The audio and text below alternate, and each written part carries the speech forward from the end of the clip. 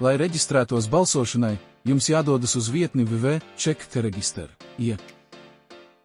Šajā vietnē jūs varat ne tikai reģistrēties balsošanai pirmo reizi, bet arī tad, ja jūs iepriekš bijāt jau reģistrēts, jūs varat apstiprināt savu reģistrāciju, ievadot papildu nepieciešamos datus, piemēram, PS numuru, personas identifikācijas numuru un dzimšanas datumu.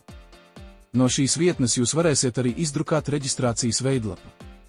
Tas jums būs nepieciešams tanī gadījumā, ja jums nav PS numura, jums vajag mainīt informāciju par pilsonību vai jūs vēlaties balsot pa pastu.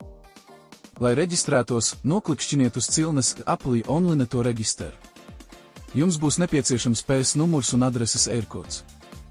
Ja jums ir 16 vai 17 gadi, jūs varat iepriekš reģistrēties, un jūsu vārds tiks iekļauts vēlētāju reģistrā, kad jums būs 18 gadi.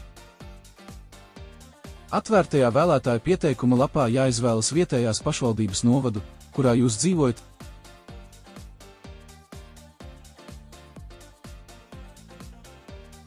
Jāievada savs PS numurs un ievadīt savu dzimšanas datumu. Ievadiet savu vārdu un uzvārdu un norādiet savu pilsonību.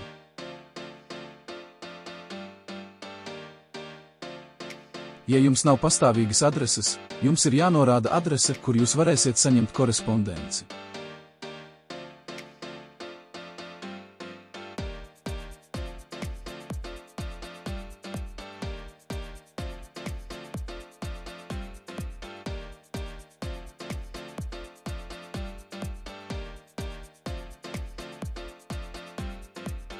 Ja jums šādas vietas nav, nākamajā logā norādiet adresi, kurā pavadāt savu laiku un vēlētos, lai jūs uzskatītu dzīvojot tieši tur.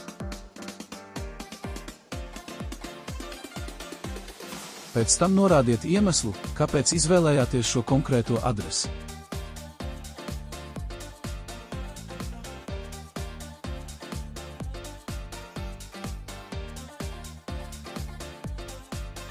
Ja jums ir pastāvīgā dzīvesvieta un jūs zināt savas adreses ērkodu, ievadiet to un sistēma pati noteiks jūsu pilno adresi.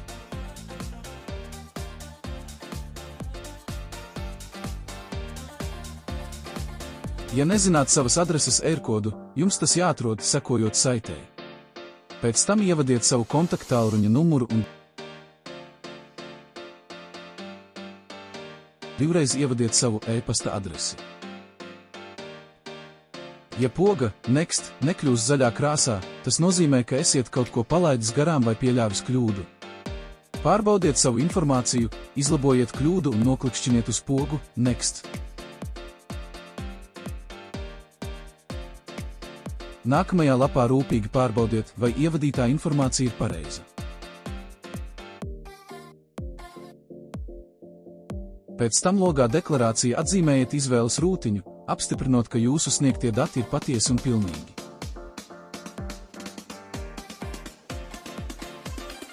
Atzīmējiet izvēles rūtiņu, apstiprinot, ka neesat robots, un noklikšķiniet uz vārda Submit. Nākamajā lapā jūs redzēsiet ziņojumu, ka jūsu pieteikums ir pieņemts un ka jūs atbildi saņemsiet uz jūsu norādīto e-pastu.